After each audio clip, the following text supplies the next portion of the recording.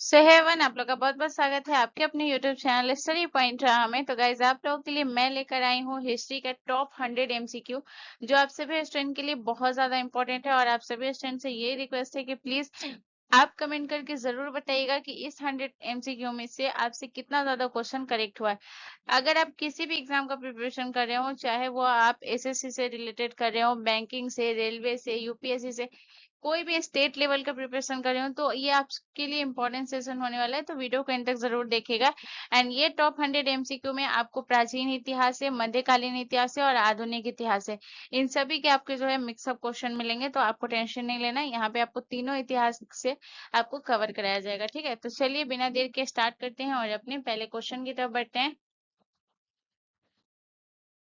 तो आज का हमारा पहला प्रश्न है, क्वेश्चन नंबर 1 है। क्वेश्चन नंबर 1 हमसे कह रहा है कि निम्नलिखित में से कौन सा कार्य लॉर्ड कर्जन के समय काल में नहीं हुआ था। तो यानी कि निम्नलिखित में से कोई एक ऐसा कार्य होगा जो कि ये लॉर्ड कर्जन के समय में नहीं होगा। तो सबसे पहले यहाँ पे इसीलिए मैं आपको बोलती हूँ कि इसका जो है शासन काल आपको याद रखना बहुत इंपॉर्टेंट होता है, किसी भी शासक का शासन काल। तो लॉर्ड कर्जन का जो शासन काल है ये कब से कब तक है? तो लॉर्ड कर्जन का शासन काल है 1899 से लेकर के 1905 तक इसका शासनकाल है। अब यहाँ पे हम देखेंगे सबसे इम्पोर्टेंट चीज, यहाँ पे अगर हम बंगाल विभाजन की बात करें तो बंगाल विभाजन कब हुआ था? तो बंगाल विभाजन हुआ था आपका 1905 में। ठीक है, बंगाल विभाजन कब हुआ था? 1905 में बंगाल विभाजन हुआ था, और ये भी लॉर्ड कर्जन के द्वारा ही हुआ था। ठीक है ना। इसके बाद अगर मैं बात करूँ अकाल आयोग का गठन, तो इसी के समय अकाल पड़ा था। तो इससे इस लॉर्ड कर्जन से दो पॉइंट बहुत इंपॉर्टेंट होता है कि बंगाल विभाजन किसके समय हुआ था और अकाल जो पड़ा था वो किसके समय पड़ा था। तो वो लॉर्ड कर्जन के समय। अकाल कब पड़ा था? 1900 में जो है इसका जो है अकाल से राहत के लिए एक आयोग का गठन हुआ था। ठीक है, वहीं अगर मैं हंटर आयोग की बात करूं तो हंटर आयोग नहीं होगा। क्यों? क्यों हंटर आयोग नहीं होगा? क्योंकि हंटर आयोग का गठन हुआ था जालियांवाला बाग हत्याकांड के बाद। जालियांवाला बाग हत्याकांड के बाद। और जालियांवाला बाग हत्याकांड कब हुआ था? तो जालियांवाला बाग हत्याकांड हुआ था 1920 में। ठीक है, तो ये पॉइंट आपको याद रखना है। इसके अलावा आपको लॉर्ड कर्जन के से एक पॉइंट और याद रखिएगा कि जो लॉर्ड कर्जन के शासन काल में हुआ था, इसने याद रखिएगा 1901 में विश्वविद्यालय आयोग की स्थापना की थी। ठीक है ना, 1901 में विश्वविद्यालय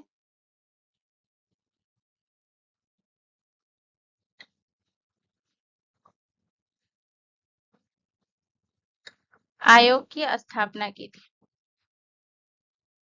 ठीक है, और दूसरा पॉइंट आपको क्या याद रखना है कि इसने 1902 में पंजाब भूमि स्थानांतरण अधिनियम पारित किया था। ठीक है ना, 1902 में पंजाब भूमि हस्तांतरण अधिनियम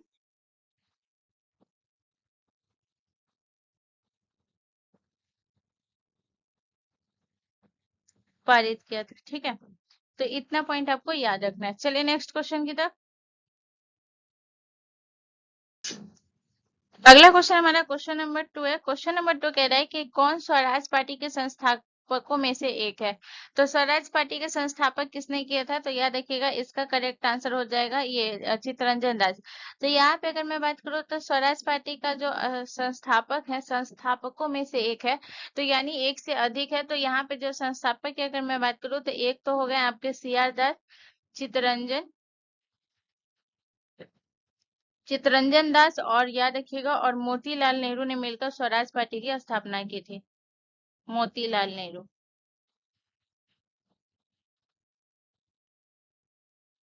मोतीलाल नेहरू ने मिलकर स्वराज पार्टी की स्थापना की थी, और कब की थी गाइस? तो 1923 में, 1923 में। ठीक है, चलिए नेक्स्ट क्वेश्चन की तरफ। अगला क्वेश्चन हमारा क्वेश्चन नंबर 3 है। क्वेश्चन नंबर 3 कह रहा है नालंदा विश्वविद्यालय किस गुप्त शासक द्वारा स्थापित किया गया था? तो नालंदा विश्वविद्यालय, ठीक है ना, तो इसका करेक्ट आंसर क्या हो जाएगा? इसका करेक्ट आंसर हो जाएगा कुमारगुप्त प्रथम के द्वारा। ठीक है ना, ऑप्शन ए करेक्ट आंसर हो जाएगा। इसके अलावा अगर हम बात करें कि इन्होंने जो है इसकी स्थापना कब की थी, नालंदा विश्वविद्यालय की स्थापना की अगर मैं बात करूं तो याद रखिएगा इसकी स्थापना 415 ईस्वी के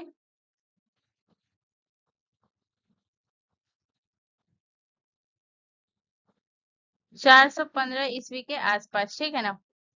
और याद रखिएगा बौद्ध धर्म के प्रचार प्रसार और जो है शिक्षा को बढ़ावा देने के लिए इस विश्वविद्यालय की नींव रखी गई थी, ठीक है ना। और ये जो है याद रखिएगा ये जो विद्यालय था नालंदा विश्वविद्यालय, ये महायान बौद्ध धर्म का प्रमुख केंद्र था। तो ये भी याद रखिएगा जो नालंदा विश्वविद्यालय है, महायान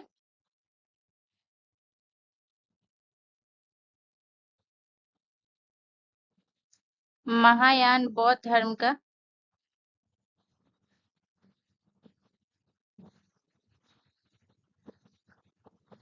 प्रमुख केंद्र था, ठीक है। और यहाँ पे जो है पूछा जाता है कि ये जो है कौन से चीनी यात्री ने, जो चीन के प्रसिद्ध यात्री थे, उन्होंने यहाँ से ये अध्ययन किया था। तो जो हेनसांग थे, हेनसांग ने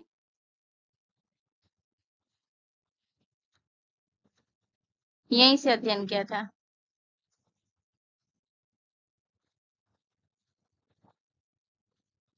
यहीं से अध्ययन किया था, ठीक है ना। और हेनसांग कहाँ के यात्री थे, तो याद रखिएगा हेनसांग जो थे ये चीन के यात्री थे,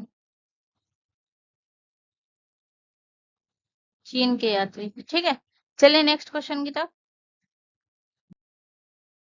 अगला क्वेश्चन हमारा क्वेश्चन नंबर 4 है। क्वेश्चन नंबर 4 कह रहा है निम्नलिखित में से कौन सी सल्तनत संरचना सिकंदर लोदी के प्रधानमंत्री द्वारा निर्मित है।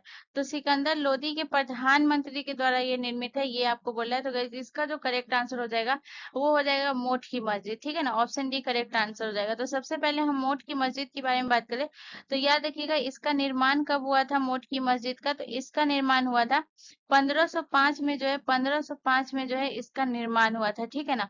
और ये जो है सिकंदर लोदी के प्रधानमंत्री, प्रधानमंत्री को क्या बोला जाता था, वजीर बोला जाता था, ठीक है। प्रधानमंत्री को क्या बोला जाता था उस समय, वजीर बोला जाता था। तो अगर मैं वजीर की बात करूं, ये जो थे ये कौन थे, निर्माता थे, ठीक है ना। वजीर क्या थे, निर्माता थे, मोटी मस्जिद के, मोट मस्जिद के निर्माता थे। और याद रखिएगा ये जो है इनका नाम क्या था, तो इनका नाम था मियां भूया,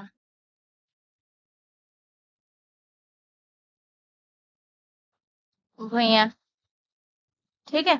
इसके अलावा अगर मैं बात करूँ गाइस तो याद रखिएगा ये जो मोट की मस्जिद थी, ये जो है कौन सी शैली बनी थी, तो ये भी शैली भी याद रखिएगा। तो ये जो शैली थी ये थी, आपको याद रखना है, इंडो इस्लामिक वास्तुकला थी, ठीक है ना। इंडो इस्लामिक, इंडो इस्लामिक वास्तुकला, वास्तुकला थी, ठीक है ना। तो इतना पॉइंट आपको याद रखना है। अब यहाँ पे जो है इसका नाम जो है मोठ की मस्जिद क्यों पड़ा है ये भी मैं बता देती हूँ। मोठ जो थी ना वो एक प्रकार की दाल होती थी, ठीक है ना। तो जो ये जो सिकंदर लोदी थे, इन्होंने क्या किया था, इनके जो वजीर थे जो कि मियां भुइयां थे इनके वजीर, तो इन्होंने जो है एक मोठ का दाना जो था उनको उपहार में दिया था, ऐसा माना जाता है इतिहासकार के अनुसार। तो वो उन उस दाने को इन्होंने बोया था और फिर जो है वजीर ने, और बोने के बाद जो है उससे जो बीज से जो फसलें पैदा हुई थी उन सारे को बेच करके और इसका मोठ की मस्जिद का निर्माण किया था। इसी वजह से जो है इसे मोठ की मस्जिद कहा गया, ठीक है ना। तो ये था इसके पीछे। बाकी अगर मैं अलाई दरवाजा की बात करूँ तो अलाई दरवाजा का निर्माण अलाउद्दीन खिलजी ने किया था, जो कि खिलजी वंश के शासक थे, अलाउद्दीन खिलजी। अलाउद्दीन खिलजी के द्वारा जो है ये अलाई दरवाजा का निर्माण कराया गया था। और कुवतुल इस्लाम की अगर मैं बात करूँ तो ये जो है कुव्वतुल इस्लाम मस्जिद, तो ये कुतुबुद्दीन ऐबक के द्वारा इसका ये किया गया था, ठीक है। तो कुव्वतुल इस्लाम मस्जिद का जो है अगर यहाँ पे मस्जिद हो जाता तो ये हो जाता ये कुतुबुद्दीन ऐबक के द्वारा। और अगर मैं जमानत खाने मस्जिद की बात करूँ तो ये जो है निजामुद्दीन औलिया के समय जो है इसे बनाया गया था, ठीक है। चलिए नेक्स्ट क्वेश्चन की तरफ। अगला क्वेश्चन हमारा क्वेश्चन नंबर 5 है। क्वेश्चन नंबर 5 कह रहा है किस लड़ाई के बाद ईस्ट इंडिया कंपनी ने भारतीय राज्यों के निवासी नियुक्त करना शुरू किया था। तो कौन सी लड़ाई के बाद? प्लासी की लड़ाई के बाद, हल्दी घाटी की लड़ाई के बाद, बक्सर की लड़ाई के बाद, या फिर पानीपत की तीसरी लड़ाई के बाद? तो इसका जो करेक्ट आंसर हो जाएगा वो हो जाएगा बक्सर का युद्ध। आपने पढ़ा भी होगा कि बक्सर का युद्ध जो है ये अंग्रेजों के लिए बहुत ज्यादा ही महत्वपूर्ण था, क्योंकि प्लासी की लड़ाई जो है वो एक एक कदम था, लेकिन बक्सर की लड़ाई जो है ये अंग्रेजों के लिए बहुत ज्यादा ही लाभकारी था। अब यहाँ पे अगर मैं आपको बताऊं तो बक्सर की लड़ाई जो हुई थी ये कब हुई थी? तो बक्सर की लड़ाई हुई थी 1764 में, ठीक है। बक्सर की लड़ाई कब हुई थी? 1764 में बक्सर की लड़ाई हुई थी, 64 ईस्वी में।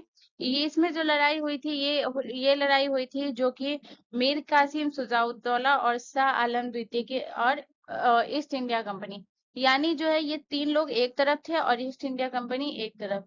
तो यहाँ पे लिख लीजिएगा मीर कासिम जो कि बंगाल का नवाब था, मीर कासिम। इसके अलावा सुजाउद्दौला जो कि अवध का नवाब था, सुजाउद्दौला, सुजाउद्दौला, ठीक है, अवध का नवाब था। और ये जो है शाह आलम द्वितीय, ये मुगल सम्राट था।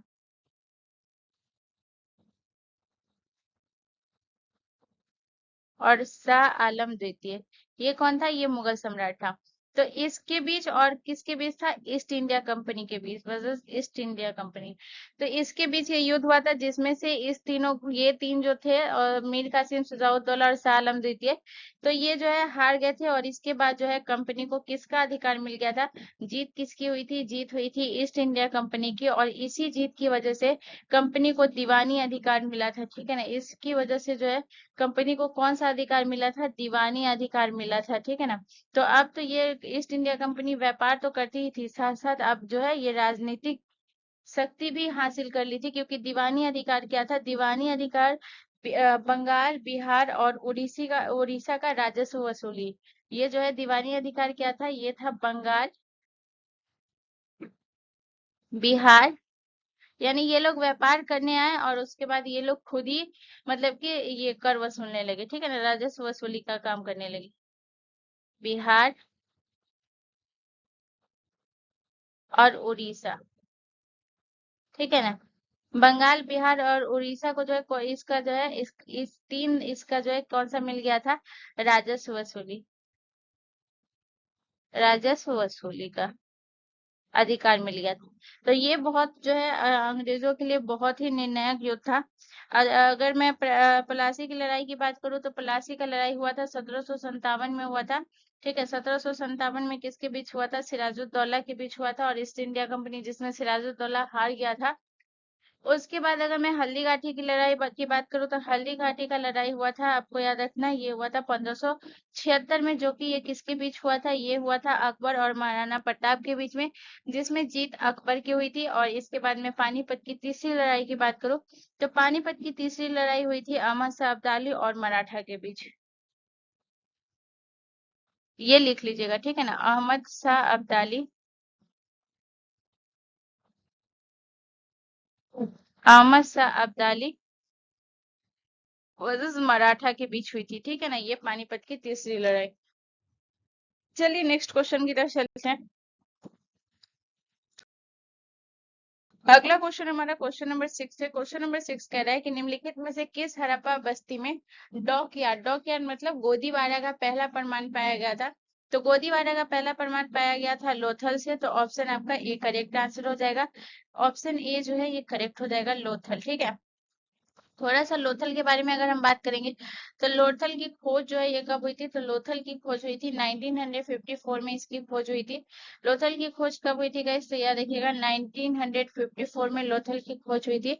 इसके अलावा अगर मैं बात करूँ कि इसकी खोज किसने की थी, तो एस आर राव के द्वारा इसकी खोज हुई थी, एस आर राव द्वारा, ठीक है, इसकी खोज हुई थी।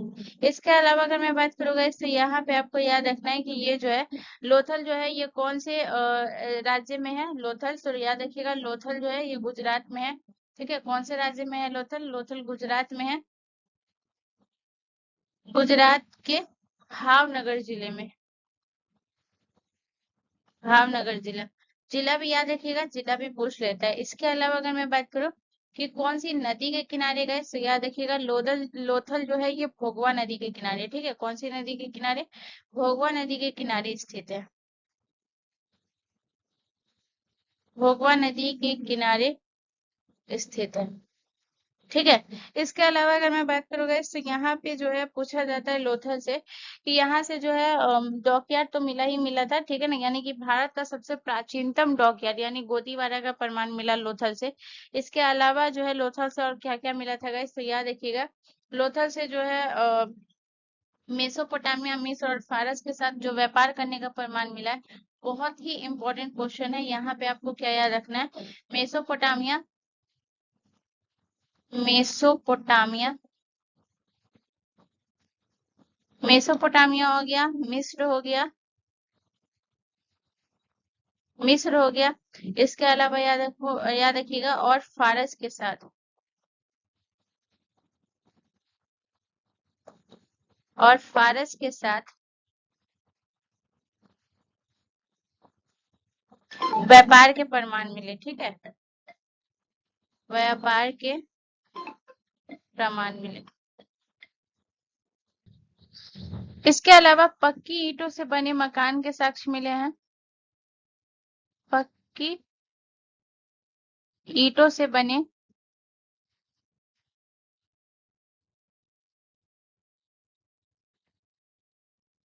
मकान के साक्ष्य मिले, ठीक है। इसके अलावा अगर मैं बात करूँ गाइस, तो याद रखिएगा अग्निकुंड यहाँ से मिला है, अग्निकुंड, ठीक है। चलिए नेक्स्ट क्वेश्चन की तरफ। अगला क्वेश्चन हमारा क्वेश्चन नंबर 7 है गाइस। क्वेश्चन नंबर 7 कह रहा है कि मीर कासिम का नाम भारत के निम्नलिखित में से किस युद्ध से जुड़ा हुआ है? तो अभी मैं पढ़ाई भी हूँ कि मीर कासिम का नाम किससे जुड़ा हुआ है। तो मीर कासिम का नाम जुड़ा हुआ है बक्सर के युद्ध से, जो कि मैं बता चुकी हूँ कि बक्सर का युद्ध 1764 में हुआ था। इसमें ईस्ट इंडिया कंपनी को दीवानी अधिकार मिल गया था, जो कि बंगाल, बिहार और उड़ीसा का राजस्व वसूली का काम जो है ये किसका मिल गया था? कंपनी को, ठीक है। चलिए नेक्स्ट क्वेश्चन की तरफ। अगला क्वेश्चन हमारा क्वेश्चन नंबर 8 है गाइस। क्वेश्चन नंबर 8 हमसे कह रहा है कि चच नामक किस प्रदेश के इतिहास का वर्णन करने वाला ग्रंथ है? तो गाइस इसका जो करेक्ट आंसर हो जाएगा वो हो जाएगा आपका ये चचनामा जो है ये आपके सिंध प्रदेश के इतिहास का वर्णन करने वाला ग्रंथ है, ठीक है। चलिए नेक्स्ट क्वेश्चन की तरफ। अगला क्वेश्चन हमारा क्वेश्चन नंबर 9 कह रहा है कि अल्लूरी सीताराम राजू भारत के किस राज्य के आदिवासी सेना स्वतंत्र सेनानी थे? तो ये जो है अल्लूरी सीताराम राजू, ये ऑप्शन बी करेक्ट आंसर हो जाएगा, सी, ठीक है ना, आंध्र प्रदेश के। इनके बारे में आपको क्या याद रखना है कि जो आंध्र प्रदेश के जो है ये 1922 से 23 के बीच 24 के बीच में जो ये क्या हुआ था, रंपा विद्रोह हुआ था, ठीक है ना। ये उन्हीं का नेतृत्व किए थे, सीताराम राजू। 1922 से 1924 के बीच में कौन सा विद्रोह हुआ था? रंपा विद्रोह।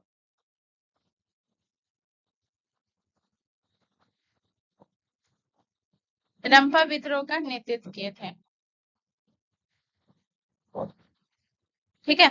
इसके अलावा अगर मैं बात करूंगा तो याद रखिएगा ये जो है ये जो विद्रोह था रंपा विद्रोह, ये किसके खिलाफ था गाइस? तो याद रखिएगा वन कानूनों के लेकर ये जो है रंपा विद्रोह हुआ था, वन कानूनों के खिलाफ था,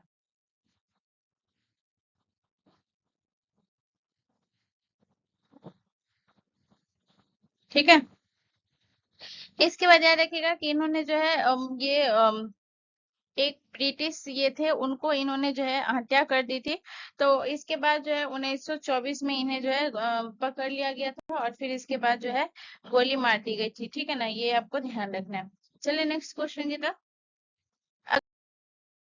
अगला क्वेश्चन हमारा क्वेश्चन कह रहा है कि इनमें से कौन सा इतिहासकार संपूर्ण इतिहास की अवधारणा के विकास में से सबसे प्रसिद्ध जुड़ा हुआ है? तो संपूर्ण इतिहास की अवधारणा के विकास से, तो ये हो जाएगा आपका मार्क ब्लॉस, ठीक है ना, ऑप्शन बी करेक्ट आंसर। अब यहाँ पे अगर मैं आपको एक चीज बताऊं तो इतिहास जो होता है ये सिर्फ वो नहीं होता है जिसमें आप राजनीतिक घटनाओं का या फिर शासकों पर जो है आप उसका इतिहास का केंद्र है, नहीं। इसके साथ साथ जो है सामाजिक ढांचे के बारे में भी इसका है।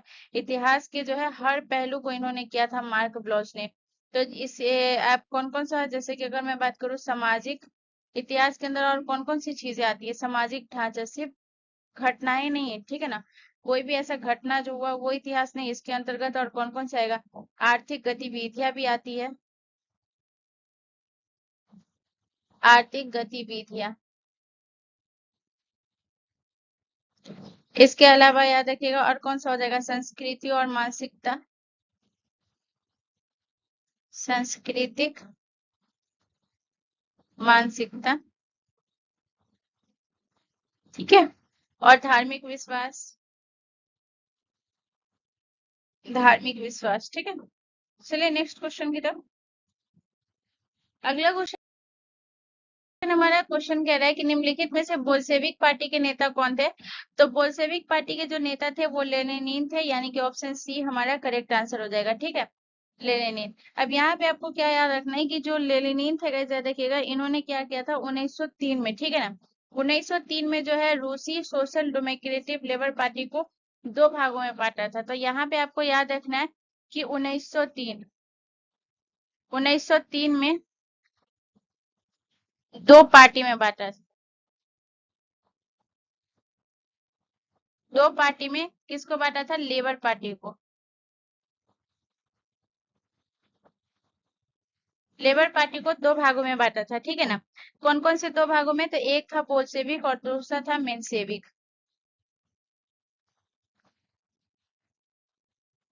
बोल्शेविक।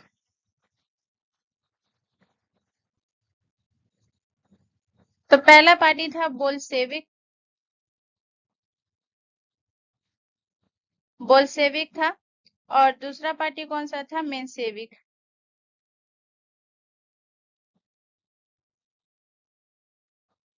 ठीक है। तो यहाँ पे जो बोल्शेविक था, गाइस याद रखिएगा, ये किसके लिए था, ये बहुसंख्यक के लिए था,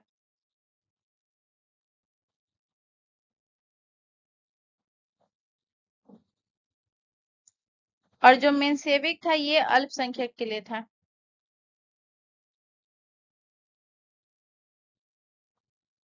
ठीक है। इसके बाद आपको याद रखना है कि जो अक्टूबर में ये क्रांति हुआ था और कब हुआ था, 1917 में, ठीक है ना, इसका नेतृत्व इन्होंने किया था। ये जो है बोल्शेविक पार्टी के नेता थे। तो यहाँ पे याद रखिएगा कि ये जो है इन्होंने जो है नेतृत्व किया था किसका, याद रखिएगा, तो याद रखिएगा अक्टूबर 1917 में, ठीक है ना, अक्टूबर 1917 में नेतृत्व किया था, ठीक है। चलिए नेक्स्ट क्वेश्चन की तरफ। अगला क्वेश्चन कह रहा है कि 1 सितंबर 1939 को द्वितीय विश्व युद्ध कहाँ से प्रारंभ हुआ था। तो ये यूरोप से हुआ था, ठीक है ना, ऑप्शन ए हमारा करेक्ट आंसर हो जाएगा, यूरोप से हुआ था। और याद रखिएगा ये जो है 1 सितंबर को जो है ये यूरोप के कहाँ हुआ था, तो ये भी याद रखिएगा, यूरोप के जो है पोलैंड में हुआ था, ठीक है ना, पोलैंड में। और याद रखिएगा किसने हमला किया था, तो याद रखिएगा जर्मनी ने हमला किया था, जर्मनी ने हमला किया था, हमला, हमला किया था, ठीक है। चलिए नेक्स्ट क्वेश्चन की तरफ। अगला क्वेश्चन हमारा क्वेश्चन नंबर 13 है। क्वेश्चन नंबर 13 कह रहा है कि 1909 में लंदन में एक ब्रिटिश अधिकारी सर विलियम हर्ट कर्जन की गोली मारकर हत्या कर दी गई थी।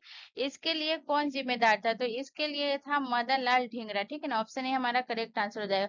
अब कैसे जिम्मेदार था ये भी हम समझते हैं। तो सबसे पहले याद रखिएगा 1 जुलाई 1909, ठीक है ना, ये जो है किसके, इंडिया हाउस के पास जो है इन्होंने क्या किया था, सर विलियम हर्ट कर्जन जो थे उनको, ये कौन थे, ये याद रखिएगा, ये थे आपके जो है भारत में ब्रिटिश सरकार के सचिव थे, ठीक है ना, सर विलियम जो हर्ट जो थे, याद रखिएगा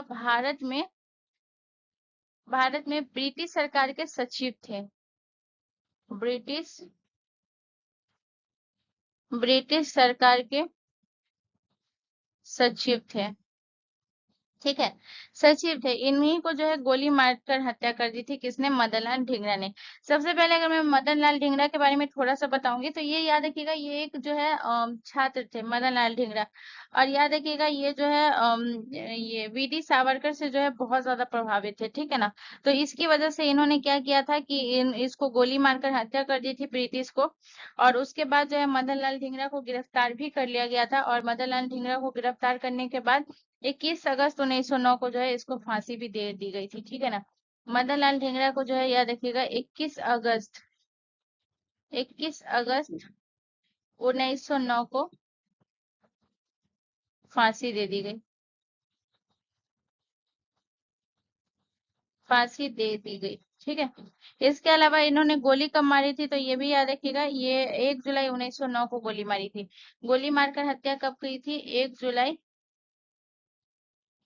जुलाई 1909 को, ठीक है। तो ये भी डेट याद रखिएगा और ये भी डेट याद रखिएगा। चलिए नेक्स्ट क्वेश्चन की तरफ। अगला क्वेश्चन हमारा क्वेश्चन नंबर 14 कह रहा है कि सारनाथ स्तंभ के ऊपर रखे हुए शेर जिन्हें हम अपने नोटों पर देखते हैं, वास्तविकता में ये किस पदार्थ पर नक्काशित की गई है? तो कौन से पदार्थ पे ये की गई है? कांच पे की गई है, पत्थर पे की गई है, लोहा पे की गई है, या फिर तांबा पे की गई है? तो अशोक स्तंभ का शीर्ष भाग जो है याद रखिएगा, ये जिसको किसने बनाया था? सम्राट अशोक ने जो है सारनाथ में बनाया था। और इसमें जो है 4 शेर की मूर्ति है, ठीक है ना। और चारों दिशाओं में जो है इसका मुख है, ये तो आपको पता ही होगा, जो कि ये क्या है? भारत का नेशनल यानी कि राष्ट्रीय चिन्ह है। इसके बाद जो है ये भारतीय मुद्रा पे भी रहता है, कुछ सरकारी दस्तावेज पे भी रहता है, पासपोर्ट पे भी आप देखते होंगे इसको। तो ये जो है याद रखिएगा, ये एक ही पत्थर के टुकड़े पर नक्काशित की गई है, ठीक है ना। तो ये पत्थर के टुकड़े पे नक्काशित की गई है, तो ऑप्शन बी हमारा करेक्ट आंसर हो जाएगा। और इसके अलावा याद रखिएगा, ये जो पत्थर है ये याद रखिएगा, ये बलुआ पत्थर है, ठीक है ना, ये बलुआ पत्थर है, बलुआ पत्थर, ठीक है। चलिए नेक्स्ट क्वेश्चन की तरफ। अगला क्वेश्चन हमारा क्वेश्चन कह रहा है कि निम्नलिखित में से कौन सी विशेषता सिंधु घाटी सभ्यता के प्रमुख शहरों के सामान्य विशेषता नहीं है? तो नगर योजना, पक्की ईंटों का उपयोग, सिंचाई किनारे, सुरक्षित गढ़। तो सिंचाई किनारे नहीं थे, क्योंकि सिंधु घाटी की सभ्यता लोग जो है ये वर्षा पे आधारित थे और नदी के जल पे आधारित थे, ये सिंचाई वगैरह नहीं था। बाकी नगर नियोजन भी था। इसके बाद पक्की ईंटों का इन्होंने उपयोग किया था। सुरक्षित इन लोगों का गढ़ भी था, पक्की घर के जैसे घर हो गया या फिर स्नानागार हो गया, या फिर घर की दीवारें भी जो हो गई वो सारे पक्की ईंटों का ही प्रयोग किया गया था, ठीक है। चलिए नेक्स्ट क्वेश्चन की तरफ। अगला क्वेश्चन हमारा क्वेश्चन 60 कह रहा है कि मध्य प्रदेश में डैश की गुफाएं पूर्व ऐतिहासिक गुफा चित्रों तथा भित्ति चित्रों का बेहतरीन उदाहरण है। तो यह है मध्य प्रदेश में भी, यहाँ पे अगर आप क्वेश्चन देखेंगे तो बोला है मध्य प्रदेश में। तो बाकी के अगर आप ऑप्शन देख लीजिए, जैसे अजंता और एलोरा की गुफा, ये कहाँ है? तो अजंता और एलोरा की गुफा जो है ये महाराष्ट्र में है, ठीक है, महाराष्ट्र में है। इसके बाद एलिफेंटा की गुफा भी महाराष्ट्र में है, ठीक है ना। तो बचा कौन? भीमबेटका की गुफा। भीमबेटका की गुफा जो कहाँ है? ये मध्य प्रदेश में है। तो ऑप्शन सी आपका करेक्ट आंसर हो जाएगा। भीमबेटका गुफा से 2 3 पॉइंट आपको जो है याद रखना है। सबसे पहले याद रखिएगा कि ये मध्य प्रदेश के कौन से जिले में भीमबेटका की गुफा? तो याद रखिएगा मध्य प्रदेश के जो है ये रायसेन जिला में है, ठीक है ना, रायसेन जिला। इसके अलावा याद रखिएगा कि ये जो है इसे यूनेस्को में भी शामिल किया गया, भीमबेटका की गुफा को यूनेस्को में 2003 में शामिल किया गया, ठीक है, 2003 में शामिल किया गया, ठीक है। चलिए नेक्स्ट क्वेश्चन की तरफ। अगला क्वेश्चन कह रहा है कि सिंधु घाटी सभ्यता के इन स्थानों में से कौन सा स्थान रावी नदी के किनारे स्थित है? तो रावी नदी के किनारे कौन सा स्थान है गाइस? तो इसका जो करेक्ट आंसर हो जाएगा वो हो जाएगा आपका हड़प्पा। हड़प्पा जो है ये रावी नदी के किनारे है। इसके बाद लोथल का मैं अभी बताई भी हूँ कि लोथल जो है ये कौन सी नदी के किनारे? लोथल जो है ये भोगवा नदी के किनारे है, ठीक है। इसके अलावा मोहनजोदड़ो की अगर मैं बात करूँ तो ये सिंधु नदी के किनारे है, सिंधु नदी के किनारे, ठीक है। इसके बाद अगर मैं बात करूँ गाइस तो याद रखिएगा ये जो है लोथल आपका गुजरात में है, और मोहनजोदड़ो आपका पाकिस्तान में, ठीक है। हड़प्पा की भी अगर मैं बात करूँ तो ये भी आपका पाकिस्तान में ही है। पाकिस्तान में। ठीक है। इसके बाद अगर मैं हड़प्पा की अगर मैं बात करूँ गाइस, तो याद रखिएगा इसे जो है 1921 में खोजा गया था, 1921 में इसे खोजा गया था। और किसने खोजा था? तो दयाराम सैनी ने इसे खोजा था। दयाराम साहनी ने खोज की थी। ठीक है, तो ये भी आपको याद रखना है। इसके बाद यहाँ से भी मैं आपको जैसे बोली कि पक्की ईंटों के मकान मिले थे, इसके बाद अनाज का भंडार मिला था हड़प्पा से। ठीक है, चलिए नेक्स्ट क्वेश्चन की तरफ। अगला क्वेश्चन हमारा क्वेश्चन नंबर 18 कह रहा है कि किस मुगल बादशाह ने ईस्ट इंडिया कंपनी को बिना शुल्क चुकाए व्यापार करने का फरमान जारी कर दिया था? तो फर्रुखसियार ने कर दिया था। तो इसे जो है ऑप्शन आपका बी करेक्ट आंसर हो जाएगा। फर्रुखसियार के बारे में क्या याद रखना है, यहाँ पे अगर मैं बात करूँ तो याद रखिएगा ईस्ट इंडिया कंपनी को बंगाल, गुजरात और हैदराबाद में, ठीक है ना, मुल्क बिना शुल्क का जो व्यापार था, बिना शुल्क का व्यापार कौन कहाँ कहाँ करना था? बिना शुल्क का व्यापार, बिना शुल्क का व्यापार, ये कहाँ कहाँ करना था गाइस? तो याद रखिएगा बिना शुल्क का व्यापार करना था गुजरात और बंगाल, गुजरात और हैदराबाद। बंगाल, गुजरात और हैदराबाद में जो है इन्होंने बिना शुल्क का व्यापार करने की छूट दे दी गई थी। ठीक है ना, इन्होंने ही दिया था। और इसकी वजह से ये जो छूट था, ये सबसे बड़ा रीजन बना था ईस्ट इंडिया कंपनी जो पूरी तरीके से शासन करने लगी थी, यही सबसे बड़ा कारण था। इसके बाद याद रखिएगा इन्होंने जो है क्या किया था, कंपनी को जो है अपने इसके लिए जो है इन्होंने क्या किया था, दस्तक जारी करने का अधिकार दिया था। और दस्तक होता क्या था? दस्तक जो है एक राजकीय पास होता था, जिसपे जो है जो परिवहन करते थे, माल का परिवहन करते थे, तो वो दस्तक दिखाते थे ताकि इनसे कोई कर ना लिया जाए। तो वही फरमान जारी किया था। ठीक है ना। इस यहाँ पे अगर मैं ये भी आपको बता देती हूँ कि इन्होंने जो है चिकित्सा में जो है सहायता दी थी फर्रुखसियर को, तो इसीलिए फर्रुखसियर ने इसको ये मौका दिया, जो कि इन्होंने बहुत ज्यादा अंग्रेजों ने दुरुपयोग किया इस चीज का। ठीक है, चलिए नेक्स्ट क्वेश्चन की तरफ। अगला क्वेश्चन हमारा क्वेश्चन नंबर 19 है। क्वेश्चन नंबर 19 कह रहा है कि किस वर्ष में भारतीय राष्ट्रीय कांग्रेस पार्टी का विभाजन, जिसे सूरत विभाजन के नाम से जाना जाता है, किस वर्ष हुआ था? तो सूरत विभाजन जो हुआ था ये कब हुआ था? तो इसका करेक्ट आंसर हो जाएगा 1907 में। ठीक है ना, ऑप्शन बी हमारा करेक्ट आंसर हो जाएगा। सूरत विभाजन हुआ था। और यहाँ पे आपको याद रखना है कि कांग्रेस जो है दो दलों में जो है बट गया था। कांग्रेस जो दो दलों में बटा था वो कब बरसता था? 1907 के सूरत विभाजन में कांग्रेस दो भागों में बट गया।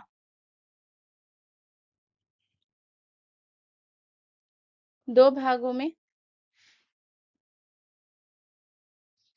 बट गया। ठीक है, कांग्रेस दो भागों में बटा था, जिसमें कौन कौन सा था? एक था गरम दल और दूसरा नरम दल में बट गया।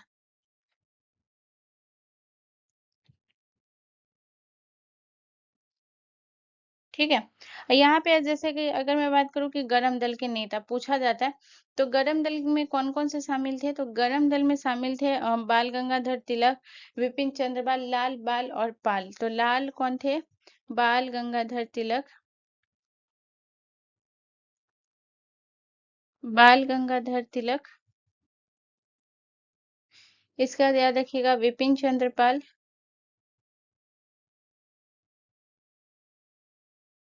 विपिन चंद्रपाल, बाल गंगाधर तिलक, विपिन चंद्रपाल और कौन थे? लाला लाजपत राय।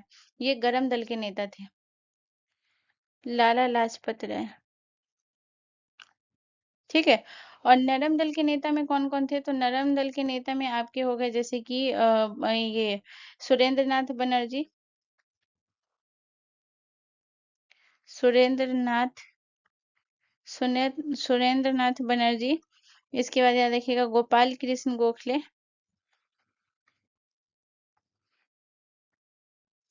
गोपाल कृष्ण गोखले। इसके बाद याद रखिएगा फिरोज शाह मेहता।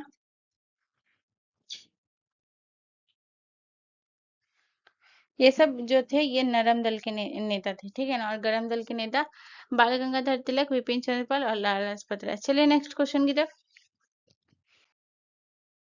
अगला क्वेश्चन हमारा क्वेश्चन नंबर 20 है। क्वेश्चन नंबर 20 कह रहा है कि चोल शिलालेखों में उल्लेखित निम्नलिखित भूमि की श्रेणियों में से कौन सा सही ढंग से जोड़ा गया है? तो इसे जो है सही ढंग से कौन जोड़ा गया है? तो जैसे अगर मैं आपको यहाँ पे बताऊँ, तो यहाँ पे आपको याद रखना है कि जो आपका देवनदम, ठीक है ना,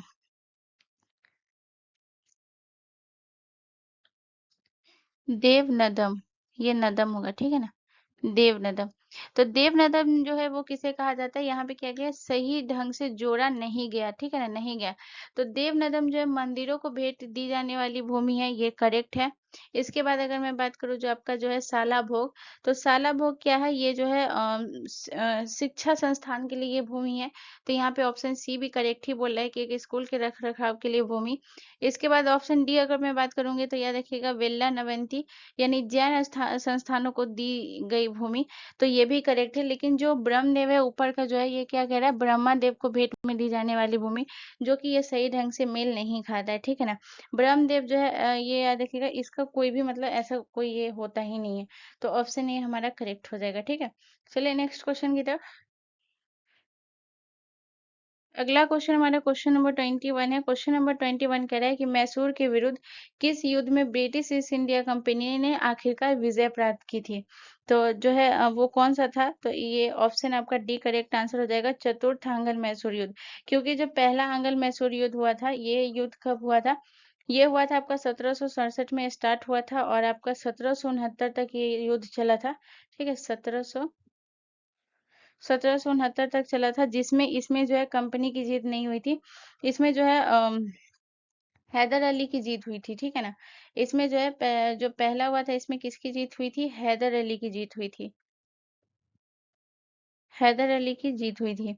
इसके बाद दूसरा अगर मैं बात करूँ दूसरा आंग्ल मैसूर युद्ध, तो दूसरा आंग्ल मैसूर युद्ध कब हुआ था, तो ये हुआ था आपका 1780 से 1784 तक ये युद्ध चला था। 1780 से 1784 तक, ठीक है।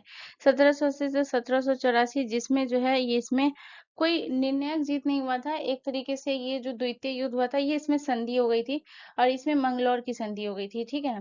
तृतीय युद्ध की अगर मैं बात करूँ तो इसमें जो है टीपू सुल्तान जो है, इसमें तीसरा में जो है क्या हुआ था, टीपू सुल्तान की हार हो गई थी, लेकिन जो है इसमें भी संधि हुई थी, ठीक है ना। टीपू सुल्तान की हारी, लेकिन इसमें क्या हो गई थी, इसमें संधि हुई थी, जो कि कौन सी संधि थी, टीपू सुल्तान, टीपू सुल्तान की हार हुई थी। और इसमें कौन सी संधि हुई थी, श्रीरंगपट्टनम की संधि हुई थी, ठीक है ना। और जब पूरी तरीके से जो है चतुर्थ में क्या हुआ था, इसमें जो है टीपू सुल्तान की जो है मृत्यु हो गई थी, ठीक है ना। इसमें जो है इनकी जो है चतुर्थ में क्या हो गई थी, मृत्यु हो गई थी, और इसी मृत्यु के बाद जो है कंपनी को पूर्ण विजय मिल गया था, ठीक है ना। ये टीपू सुल्तान की हार हुई थी, लेकिन वो पूरी तरीके से विजय नहीं हुआ था, लेकिन मृत्यु के बाद इसको पूरी तरीके से ये हो गया था, ठीक है ना। इसमें चतुर्थांगल में सूर्य युद्ध की बात करूँ तो याद रखिएगा, इसमें टीपू सुल्तान और किसके बीच, लॉर्ड वेलेस्ली के बीच हुआ था। टीपू सुल्तान, टीपू सुल्तान वर्सेस किसके बीच हुआ था, ये वेलेस्ली के बीच, ठीक है। चलिए नेक्स्ट क्वेश्चन की तरफ। अगला क्वेश्चन हमसे क्वेश्चन नंबर 22 कह रहा है कि किस स्मारक से गौतम बुद्ध ने दुनिया के लिए बौद्ध धर्म के अपने दिव्य ज्ञान का प्रचार किया था। तो वो किया था आपका जो है महाबोधि मंदिर। ऑप्शन बी हमारा करेक्ट आंसर हो जाएगा, ठीक है। यहाँ पे अगर हम बात करेंगे तो याद रखिएगा गौतम बुद्ध को जो है ये महाबोधि मंदिर, सबसे पहले आप याद रखिएगा ये कहाँ है, बोध गया में, ठीक है ना। और बोध गया कहाँ पड़ता है, बिहार में पड़ता है। और यहाँ पे गौतम बुद्ध को जो है ज्ञान की प्राप्ति हुई थी, बोध गया में है। और बोध गया आपका कहाँ पड़ता है, बिहार में। इसके अलावा अगर मैं बात करूँगा तो ये देखिएगा यहाँ पे जो है गौतम बुद्ध को बोधि वृक्ष के नीचे ज्ञान प्राप्त हुआ था। बुद्ध को ज्ञान की प्राप्ति हुई थी यहाँ,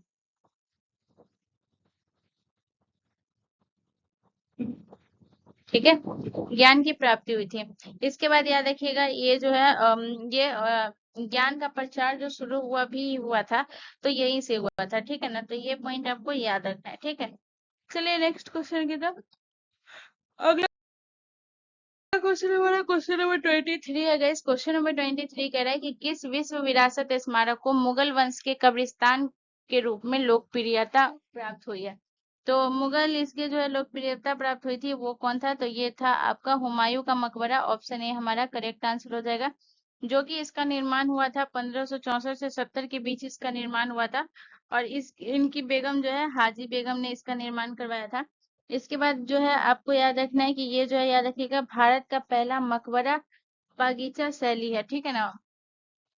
हुमायूं का मकबरा जो है निर्माण, तो ये पूरी तरीके से बन के तैयार हो गया था 1570 में, ये पूरी तरीके से बनकर तैयार हो गया था। इसके अलावा याद रखिएगा कि भारत का पहला ये मकबरा बगीचा है, भारत का पहला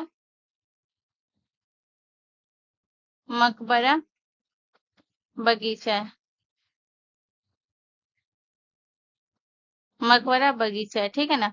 उसके बाद याद रखिएगा ये जो है मुगल वंश का जो है कब्रिस्तान है, क्योंकि यहाँ पे जो है मुगल वंश के जो है बहुत ज्यादा लोग यहाँ पे दफन हुए हैं। इसके बाद अगर मैं बात करूँ कि ये जो है क्या कहते हैं, इसे यूनेस्को में भी शामिल किया गया, ठीक है ना, हुमायूं के मकबरा को। चलिए नेक्स्ट क्वेश्चन की तरफ। अच्छा ठीक है, ये आप मुझे बताइए कि हुमायूं के मकबरा को यूनेस्को में कब शामिल किया गया। यूनेस्को में, ठीक है, तो यूनेस्को में शामिल किया गया है 1993 में, इसे शामिल किया गया, ये भी याद रखिएगा। चलिए नेक्स्ट क्वेश्चन की तरफ। अगला क्वेश्चन हमारा क्वेश्चन नंबर 24 है। क्वेश्चन नंबर 24 कह रहा है कि शेर खान ने हुमायूं को 1539 तथा 1540 में किन दो स्थानों पे पराजित किया था। शेर खान मतलब आप बताइए क्या है। शेर खान मतलब ये हो गया आपके जो है शेरशाह सूरी, ठीक है ना। तो इन्होंने जो है 1539 और 1540 में किन दो स्थानों पे पराजित किया था, तो इसका करेक्ट आंसर हो जाएगा बिहार और उत्तर प्रदेश। जो आपके चौसा और कन्नौज का जो युद्ध हुआ था ना, ये क्योंकि चौसा का अगर मैं बात करूं कि चौसा का युद्ध जो है ये कब हुआ था, चौसा का युद्ध, तो चौसा का युद्ध हुआ था 1539 में, चौसा का युद्ध हुआ था 1539 में, चौसा का युद्ध हुआ था। और उसके बाद अगर मैं बात करूं ये युद्ध कहाँ हुआ था, तो ये युद्ध हुआ था बिहार में, ठीक है। और एक है आपका कौन सा, कन्नौज का युद्ध। तो कन्नौज का युद्ध जो है ये कब हुआ था, तो कन्नौज का युद्ध हुआ था 1540 में, ठीक है। इसके बाद अगर मैं बात करूं कि ये जो है कन्नौज का युद्ध का कौन से स्थान पे हुआ था, तो उत्तर प्रदेश में। और इस दोनों में जो है शेरशाह सूरी की जीत हुई थी, ठीक है ना, ये याद रखिएगा। चलिए नेक्स्ट क्वेश्चन की तरफ। अगला क्वेश्चन हमारा क्वेश्चन नंबर 25 है। क्वेश्चन नंबर 25 कह रहा है कि गुप्त वंश के किस शासक ने सबसे पहले महाधिराज जैसी बड़ी उपाधि धारण की थी। तो कौन से शासक ने की थी गाइस, तो ये समुद्रगुप्त ने की थी। तो ऑप्शन आपका सी करेक्ट आंसर हो जाएगा। समुद्रगुप्त को याद रखिएगा, इसने जो है गुप्त साम्राज्य को उत्तर से लेकर दक्षिण तक इसका विस्तार था। इसके समय जो है याद रखिएगा उत्तर से दक्षिण तक,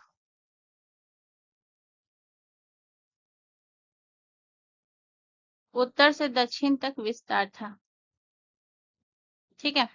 इसके बाद याद रखिएगा कि इसने जो है महाधिराज की इसे कहा गया था। और यहाँ इसे जो है भारत का नेपोलियन भी कहा जाता है, भारत का नेपोलियन, ठीक है। चलिए नेक्स्ट क्वेश्चन की तरफ। अगला क्वेश्चन हमारा क्वेश्चन नंबर 26 है। क्वेश्चन नंबर 26 कह रहा है कि 1928 में कलकत्ता में अखिल भारतीय मजदूर एवं किसान पार्टी के अध्यक्ष कौन चुने गए थे। तो ये कौन चुना गया था गाइस, तो इसका जो करेक्ट आंसर हो जाएगा वो हो जाएगा आपका ये मुजफ्फर अहमद, ऑप्शन डी हमारा करेक्ट आंसर हो जाएगा, ठीक है। 1928 में जो है याद रखिएगा कलकत्ता अधिवेशन में जो है इस पार्टी के अध्यक्ष चुने गए थे मुजफ्फर अहमद, ठीक है ना। ये आपको क्या याद रखना है, 1928 1928 में कोलकाता अधिवेशन,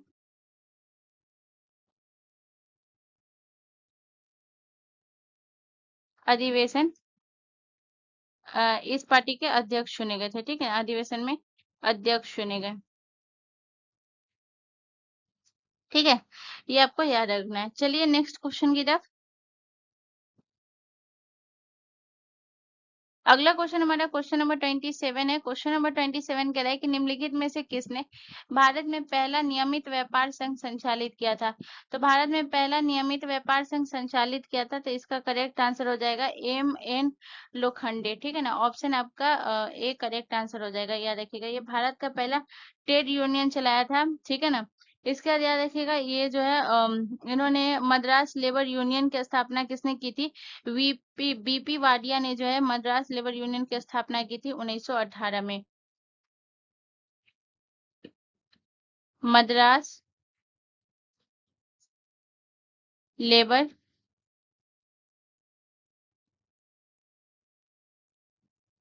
यूनियन की स्थापना की थी। कब की थी? 1918 में। ठीक है, ये याद रखिएगा। इसके बाद जो है इतना पॉइंट आपको याद रखना है। और ये जो है एम.एन. लोखंडे जो है इन्होंने ये जो है भारत का पहला नियमित ट्रेड यूनियन चलाया था। ठीक है, तो इसमें क्या था, इसमें श्रमिक आंदोलन को जो है इसे अग्रदूत भी माना जाता है। ठीक है ना, इन्हें जो है एम.एन. लोखंडे को जो याद रखिएगा श्रमिक आंदोलन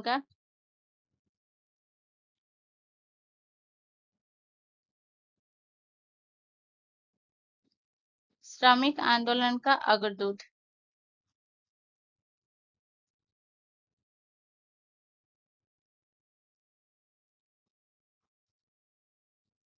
अग्रदूत माना जाता है। ठीक है, चलिए नेक्स्ट क्वेश्चन की तरफ। अगला क्वेश्चन हमारा क्वेश्चन नंबर 28 है। क्वेश्चन नंबर 28 कह रहा है कि किसके शासनकाल में हेनसांग ने पल्लवों की राजधानी कांचीपुरम का भ्रमण किया था? तो यह याद रखिएगा नरसिंह वर्मन प्रथम। ठीक है ना, नरसिंह वर्मन प्रथम, ऑप्शन सी हमारा करेक्ट आंसर हो जाएगा। जो कि इनका शासनकाल था 630 से शासनकाल था 630 से 668 ईस्वी तक। ठीक है, इनके जो है पल्लवों की राजधानी कहाँ थी? कांचीपुरम। याद रखिएगा, ये आपको याद रखना है। ठीक है, इसके बाद याद रखिएगा, तो याद रखिएगा हेनजांग जो है वो अपने यात्रा विवरण में इस चीज का उल्लेख किए हुए हैं, तो ये पॉइंट आपको याद रखना है। चलिए नेक्स्ट क्वेश्चन की तरफ। अगला क्वेश्चन हमारा क्वेश्चन नंबर 29 है। क्वेश्चन नंबर 29 कह रहा है कि कोलकाता के विक्टोरिया मेमोरियल का डैश द्वारा निर्माण किया जाना प्रस्तावित किया गया था? तो किसके द्वारा प्रस्तावित किया गया था? तो इसका जो करेक्ट आंसर हो जाएगा लॉर्ड जॉर्ज कर्जन। ठीक है ना, ऑप्शन बी हमारा करेक्ट आंसर हो जाएगा। यहाँ पे याद रखिएगा कि ये उस समय जो है ये भारत के वायसराय थे, और इनका शासनकाल में पहले भी बता चुकी हूँ कि लॉर्ड कर्जन का शासनकाल था 1899 से 1905 तक जो है इसका शासनकाल था। तो ये भी आपको याद रखना है। ठीक है, 1899 से 1905। और याद रखिएगा उन्होंने, याद रखिएगा कि ये विक्टोरिया मेमोरियल का जो इन्होंने निर्माण करवाया था, विक्टोरिया मेमोरियल की अगर मैं बात करूँ तो इन्होंने निर्माण कब करवाया था गाइस? तो याद रखिएगा इन्होंने निर्माण जो स्टार्ट करवाया था वो 1906 में इसका निर्माण स्टार्ट करवाया था। ठीक है, इसके बाद याद रखिएगा कि 1921 में ये पूरा हुआ था। 1921 में। लेकिन जो है प्रस्तावित किया गया था, तो प्रस्तावित किसके में? लॉर्ड कर्जन के समय जो है ये प्रस्तावित किया गया था। ठीक है ना, लेकिन निर्माण हुआ था 1906 से निर्माण स्टार्ट हुआ था। ठीक है, तो ये भी याद रखिएगा। चलिए नेक्स्ट क्वेश्चन की तरफ। अगला क्वेश्चन हमारा क्वेश्चन नंबर 30 है। क्वेश्चन नंबर 30 कह रहा है कि भारत में स्थापित राजवंशों का निम्नलिखित में से कौन सा क्रम सही है? तो कौन सा क्रम सही है गाइस? तो याद रखिएगा सबसे पहले अगर मैं बात करूँ तो याद रखिएगा ये आया था आपका जो है गुलाम वंश। पहले सबसे पहले जो है ये कौन था? तो याद रखिएगा गुलाम वंश। इसके बाद गुलाम वंश के बाद जो है खिलजी वंश। खिलजी वंश, और खिलजी वंश के बाद फिर आया था कौन सा? ये तुगलक वंश।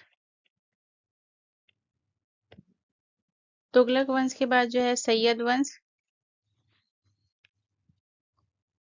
और सैयद वंश के बाद कौन था? लोदी वंश। तो इस तरीके से ये क्रम है। तो यहाँ पे आप देखेंगे तो गुलाम वंश तो नहीं है, सबसे पहले गुलाम वंश के बाद कौन सा है? खिलजी वंश है। तो खिलजी वंश ऑप्शन में, खिलजी वंश, तुगलक वंश, सैयद वंश और लोदी वंश। तो ऑप्शन बी हमारा करेक्ट आंसर हो जाएगा। यहाँ पे अगर मैं शासनकाल की बात करूँ गाइस तो यहाँ पे आपको याद रखना है, जैसे खिलजी वंश का शासनकाल था 1290 से 1320। ठीक है ना, तो पहले गुलाम वंश के शासनकाल की बात कर लेती हूँ। तो गुलाम वंश का शासनकाल था 1206 से लेकर के ये था आपका 1290 तक।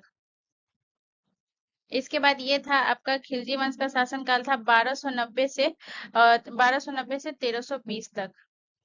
तुगलक वंश का शासनकाल था 1320 से 1414 तक।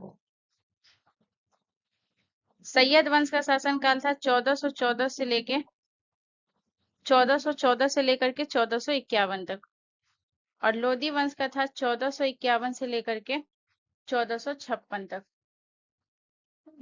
सॉरी 1556 तक।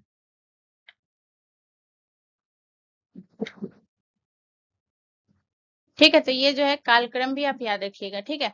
और ये जो मैं आपको बताई हूँ ये क्रम में बताई हूँ, ये भी ध्यान रखना है, ठीक है। चलिए नेक्स्ट क्वेश्चन की तरफ।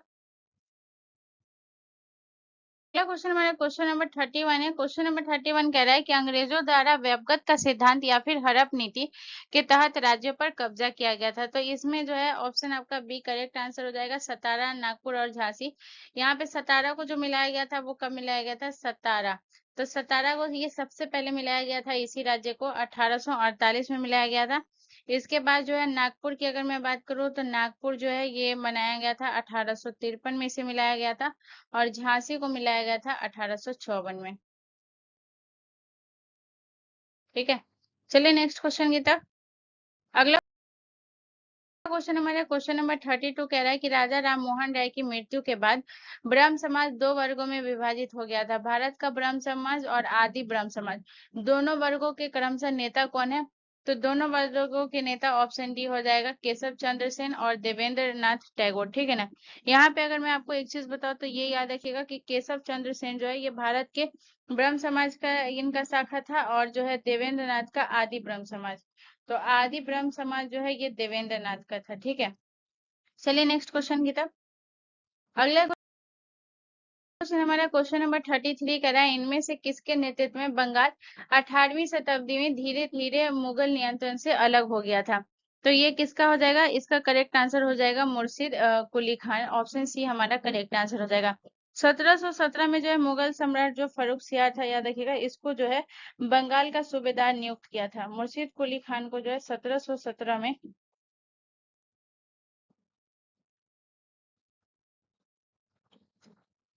बंगाल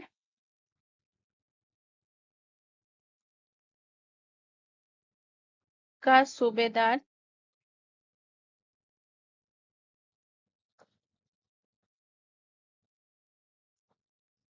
बंगाल का सूबेदार नियुक्त किया गया था। ठीक है ना। और याद रखिएगा इस ये जो है ये उन्होंने जो है क्या किया था, मुर्शिदाबाद को जो है राजधानी बनाया था। ठीक है, ये भी याद रखिएगा।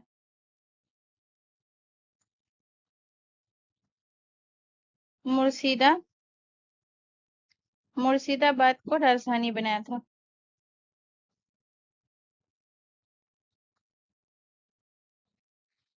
तो याद रखिएगा फर्रुखसियार जो था इसको 1717 में बंगाल का सूबेदार नियुक्त किया। फिर जो है इसने क्या किया था, राजस्व वसूली को मजबूत किया था। और धीरे धीरे जो है ये क्या किया था, बंगाल को जो है मुगल दरबार से स्वतंत्र रूप से चलाना शुरू कर दिया था। ठीक है ना। और उसके बाद जो है इसने अपनी राजधानी को ये मुर्शिदाबाद अपनी राजधानी बनाया था। तो ये 2 पॉइंट आप याद रखिएगा। चलिए नेक्स्ट क्वेश्चन की तरफ। अगला क्वेश्चन हमारा 34 कह रहा है कि 1857 के विद्रोह के बाद ब्रिटिश सरकार द्वारा भारत में इनमें से कौन सा परिवर्तन नहीं किया गया था। तो कौन सा परिवर्तन नहीं किया गया था, तो भारत सैनिकों की संख्या बढ़ाई गई, ये परिवर्तन नहीं किया गया था। ठीक है, तो ऑप्शन आपका बी करेक्ट आंसर हो जाएगा। बाकी जो है भारत का सेक्रेटरी ऑफ नियुक्त किया गया, ये भी सही है। ईस्ट इंडिया कंपनी के अधिकार ब्रिटिश साम्राज्य के हाथ में सौंप दिए गए, ये भी सही है। भारत का गवर्नर जनरल भारत का वायसराय बन गया था, कौन से अधिनियम के तहत, तो ये सब था आपके भारत का अधिनियम जो था 1858 के अधिनियम के तहत ये सब हुआ था। ठीक है, चलिए नेक्स्ट क्वेश्चन की तरफ। अगला क्वेश्चन हमारा क्वेश्चन नंबर 35 कह रहा है कि किस शिक्षा आयोग ने यह तर्क दिया था कि यूरोपीय शिक्षा से भारतीयों के नैतिक चरित्र का उत्थान होगा। तो किसने दिया था गाइस, तो इसका करेक्ट आंसर हो जाएगा, ये हो जाएगा आपका वुड नीति, ऑप्शन सी हमारा करेक्ट आंसर हो जाएगा। ठीक है, चार्ल्स वुड इसके जो है प्रस्तावक कौन थे, तो चार्ल्स वुड जो है ये प्रस्तावक थे। प्रस्तावक प्रस्तावक कौन थे, चार्ल्स वुड। ठीक है, इसका याद रखिएगा ये कौन सा वर्ष था, तो वर्ष 1854 था। ठीक है, ये इसमें जो क्या था, भारत में आधुनिक शिक्षा प्रणाली की जो है ये नींव माना जाता है। ये भी आप याद रखिएगा। इसमें अगर विश्वविद्यालय की स्थापना की गई थी इसके तहत, और जैसे कलकत्ता, मद्रास, बॉम्बे जो विश्वविद्यालय की स्थापना हुई थी इसी के तहत हुई थी। ठीक है ना, तो यहाँ पे आप लिख भी सकते हैं कोलकाता, कोलकाता, मद्रास, मुंबई, मुंबई के तहत स्थापना हुआ था। मुंबई विश्वविद्यालय की स्थापना हुई थी।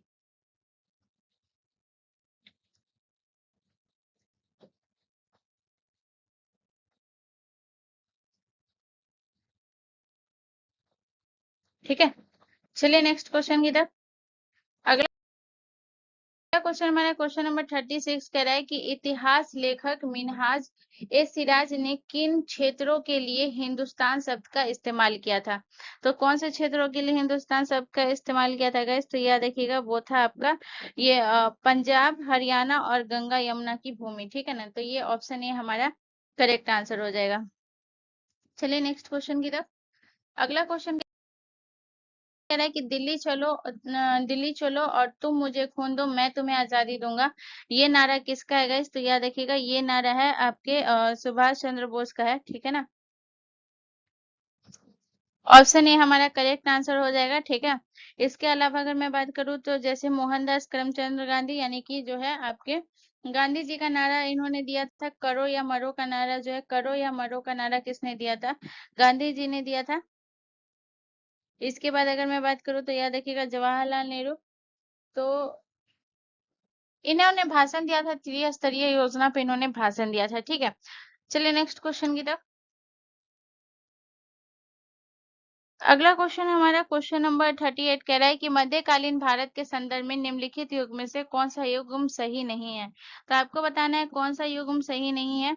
तो इसका करेक्ट आंसर हो जाएगा जैसे अलबरूनी तुर्की, ये सही है। ठीक है ना, महमूद गजनबी के साथ ये आया था। ये सॉरी अलबरूनी जो है महमूद गजनबी के साथ आया था, तो ये तुर्की नहीं होगा। ठीक है ना, ये यहाँ पे जो है कौन हो जाएगा? ईरान हो जाएगा। ठीक है, तो ये जो युग्म जो है कौन सा युग्म जो है सही है? तो ये तो गलत है क्योंकि ये सही नहीं है, क्योंकि ये ईरान हो जाएगा। इसके बाद अगर मैं बात करूं ये जो है आपका जो है फ्रांसिस बर्नियर। ठीक है ना, तो ये अगर मैं बात करूं तो याद रखिएगा ये जो है आपका फ्रांस वार्नियर। तो ये जो है शाहजहां और औरंगजेब के काल से में था, तो ये जो है ये स्पेन नहीं होगा, ये फ्रांस होगा। ठीक है, तो ये भी गलत है। सही कौन सा होगा? Duarte Barbosa. दुआर्ते बारबोसा जो है ये 16वीं सदी में भारत आया था, तो ये पुर्तगाल, ये सही है। ठीक है ना, ऑप्शन सी जो है ये पुर्तगाली था। ठीक है, तो ये आपको करेक्ट आंसर है। ठीक है ना, मार्को पोलो की अगर मैं बात करूँ तो ये जो है मोरक्को में नहीं आया था। ठीक है ना, ये कहाँ आया था? ये आया था आपका इटली। ये दक्षिण भारत की यात्रा की थी इसने, मार्को पोलो ने। ठीक है, चलिए नेक्स्ट क्वेश्चन की तरफ। अगला क्वेश्चन हमसे कह रहा है कि लाला लाजपत राय निम्नलिखित में से किस बैंक के संस्थापक थे? तो लाला लाजपत राय जो है ये आपके पंजाब नेशनल बैंक के संस्थापक थे। ठीक है, कौन से बैंक के संस्थापक थे? पंजाब नेशनल। और याद रखिएगा लाला लाजपत राय ने जो है इसकी स्थापना कब की थी पंजाब नेशनल बैंक की? तो याद रखिएगा स्थापना स्थापना 1894 में की थी। ठीक है, इसके बाद जो है कौन से स्थान पे? तो लाहौर में।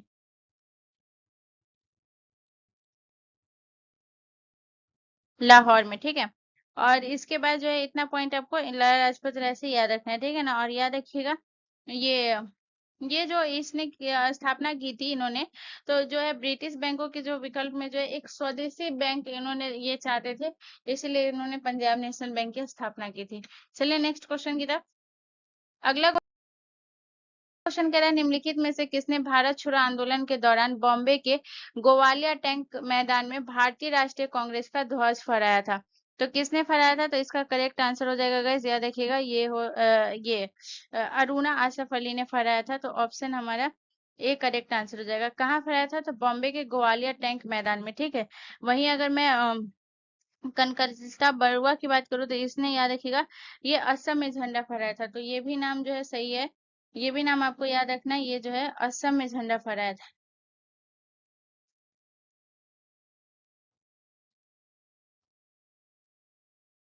असम में झंडा फहराया था। ठीक है, तो याद रखिएगा। और इन्होंने जो है कब फहराया था ये भी याद रख लीजिएगा। तो ये जो है 8 अगस्त 1942 को फहराया था। अरुणा आसफ ने कब फहराया था? 8 अगस्त 1942 को, 1943 को जो है एक ध्वज को फहराया था। ठीक है, चलिए नेक्स्ट क्वेश्चन की तरफ। अगला क्वेश्चन कह रहा है कि किस भारतीय सामाजिक कार्यकर्ता और राजनीतिक ने ब्राह्मणवाद के विरुद्ध स्वाभिमान आंदोलन या फिर द्रविड़ आंदोलन का नेतृत्व किया था। तो ये किसने किया था गाइस? तो याद रखिएगा, ये इसका करेक्ट आंसर हो जाएगा इरोड वेंकटप्पा रामासामी। ऑप्शन ए हमारा करेक्ट आंसर हो जाएगा, ठीक है। और ये कौन से स्थान पे हुआ था? तो याद रखिएगा तमिलनाडु में। और कब हुआ था? तो स्थान याद रख लीजिएगा, स्थान कहाँ हो जाएगा? स्थान हो जाएगा तमिलनाडु। और इसके बाद अगर मैं बात करूँ शुरुआत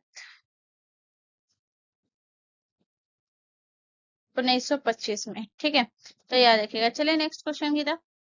अगला क्वेश्चन हमारा क्वेश्चन नंबर 42 कह रहा है भारतीय राष्ट्रीय गीत वंदे मातरम पहली बार किसी राजनीतिक अवसर पर गाया गया था।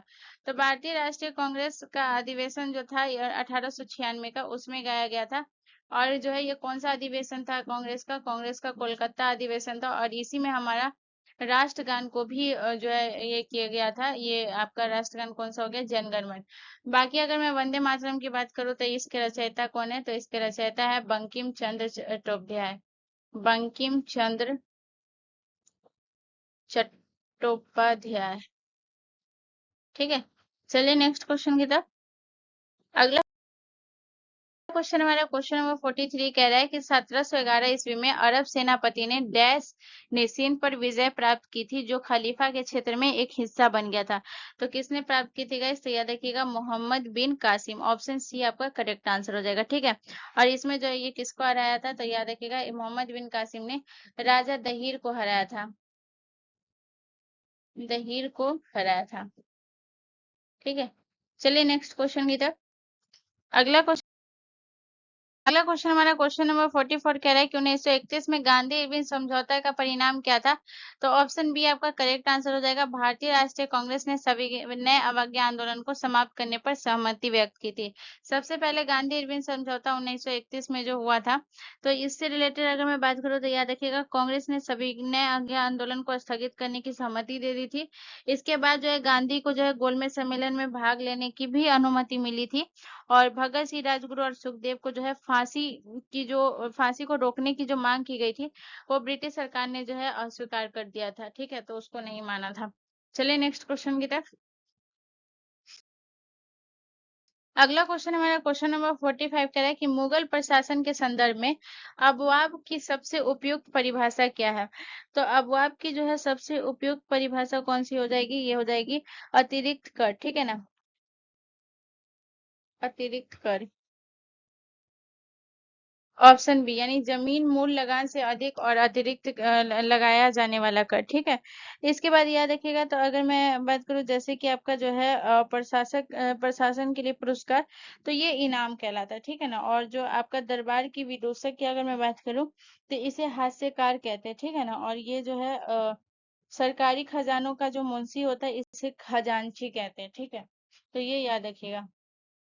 चलिए नेक्स्ट क्वेश्चन की तरफ। अगला क्वेश्चन कह रहा है कि किस बहमनी शासक ने महमूद गवान को व्यापारियों के प्रमुख या मालिकुत तुजाउर की उपाधि प्रदान की थी? तो ये किसने की थी गाइस? तो याद रखिएगा इसका करेक्ट आंसर हो जाएगा आपका मोहम्मद शाह, ठीक है। यहाँ पे अगर मैं बात करूँ गाइस तो याद रखिएगा इसने ये उपाधि ये दी थी। और याद रखिएगा मोहम्मद शाह बहमनी ने जो है मोहम्मद शाह का शासनकाल याद रखिएगा, शासनकाल जो है 1463 से लेकर 1482 तक था, ठीक है। शासनकाल, ठीक है। इनका शासनकाल था 1463 से 1482, ठीक है। चलिए नेक्स्ट क्वेश्चन की तरफ। अगला क्वेश्चन कह रहा है 47 कह रहा है कि आर्य समाज की स्थापना स्वामी दयानंद सरस्वती द्वारा डैश में की गई थी। तो आर्य समाज की स्थापना कब की गई थी गाइस? तो याद रखिएगा इसका करेक्ट आंसर हो जाएगा 1875 में की गई थी। ऑप्शन बी हमारा करेक्ट आंसर हो जाएगा। और 1875 में दयानंद सरस्वती ने इसकी स्थापना की थी, तो कहाँ की थी? तो बॉम्बे में, जो कि अब मुंबई होगी, ठीक है ना, बॉम्बे में। इसका उद्देश्य क्या था ये भी याद रखिएगा, आर्य समाज की स्थापना का जो है उद्देश्य क्या था? तो इसका उद्देश्य था वेदों को जो है सर्वोच्च धार्मिक ग्रंथ मानना। वेदों को सरोज।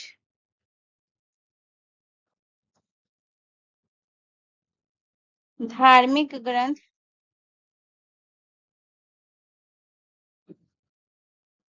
मानना। ठीक है। और स्वामी दयानंद का जो है एक बहुत ही प्रसिद्ध नारा भी है, वेदों की ओर लौटो। ठीक है, इनका एक बहुत प्रसिद्ध नारा है, कौन सा नारा है? वेदों की ओर लौटो।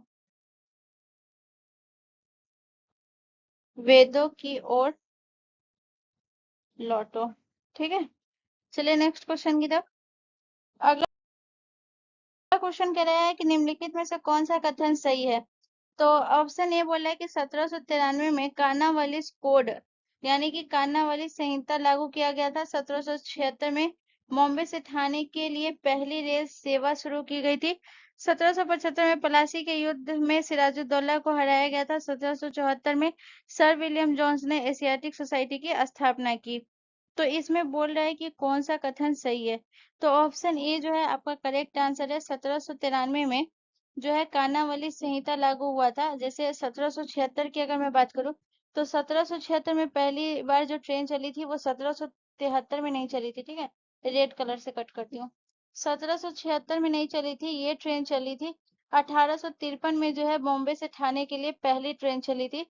और प्लासी की लड़ाई की अगर मैं बात करूं तो प्लासी की लड़ाई हुई थी 1775 में। प्लासी की लड़ाई नहीं हुई थी, प्लासी की लड़ाई हुई थी 1757 में। ठीक है ना, 1757 में प्लासी की लड़ाई हुई थी। और वहीं विलियम जोन्स की अगर मैं बात करूं तो 1774 में विलियम जोन्स ने नहीं, 1784 में विलियम जोन्स ने एशियाटिक सोसाइटी की स्थापना की थी। इसीलिए पूरा डिटेल में पढ़ना होता है कि स्टेटमेंट वाले क्वेश्चन में बहुत दिक्कत होता है। चलिए नेक्स्ट क्वेश्चन की तरफ। अगला क्वेश्चन कह रहा है कि जियाउद्दीन बनी ने अपना वृत्तांत पहली बार 1356 में और दूसरी बार कितने वर्ष बाद लिखा था? तो दूसरी बार जो है इन्होंने 8 वर्ष बाद लिखा था। ठीक है, दूसरी बार जो है इन्होंने 8 वर्ष, तो 1356 में अगर आप 8 जोड़ेंगे तो 1360, 1364, यानी कि दूसरी बार जो इन्होंने कब लिखा था? 1364 में। और कब? 8 वर्ष बाद। चलिए नेक्स्ट क्वेश्चन की तरफ। अगला क्वेश्चन कह रहा है कि निम्नलिखित में से किसने 1266 से 1287 के बीच भारत में शासन किया था? तो 1266 से 1287 के बीच जो शासन किया था वो किसने किया था? तो याद रखिएगा, ये जो है ऑप्शन आपका कौन सा करेक्ट आंसर हो जाएगा? ऑप्शन सी करेक्ट आंसर हो जाएगा, गयासुद्दीन बलबन। ठीक है, आराम शाह की अगर मैं बात करूं तो आराम शाह जो है ये शासन किया ही नहीं था, ये गद्दी पे आया था, फिर इल्तुतमिश ने इसको मार करके हटा दिया। तो ये मतलब आया था बट उसी टाइम वो हट भी गया था। इल्तुतमिश की अगर मैं बात करूं तो 1211। ठीक है, तो ये 1211 में ये आया था लेकिन इसको मार के हटा दिया, तो फिर इसने शासन किया था 1211 से लेकर के 1236 तक, जिसमें इसने इक्तादारी प्रथा। इसके बाद अगर मैं बात करूँ तो और कौन सा हो जाएगा, ये क्या नाम है, इक्तादारी प्रथा। और जो है 40 तुर्क सरदारों का इसने गठन किया था। ठीक है, इसके बाद ये कुतुबुद्दीन ऐबक की बात करूँ तो ये गुलाम वंश का था, जिसमें इसका शासनकाल था 1206 से लेकर के 1210 तक था।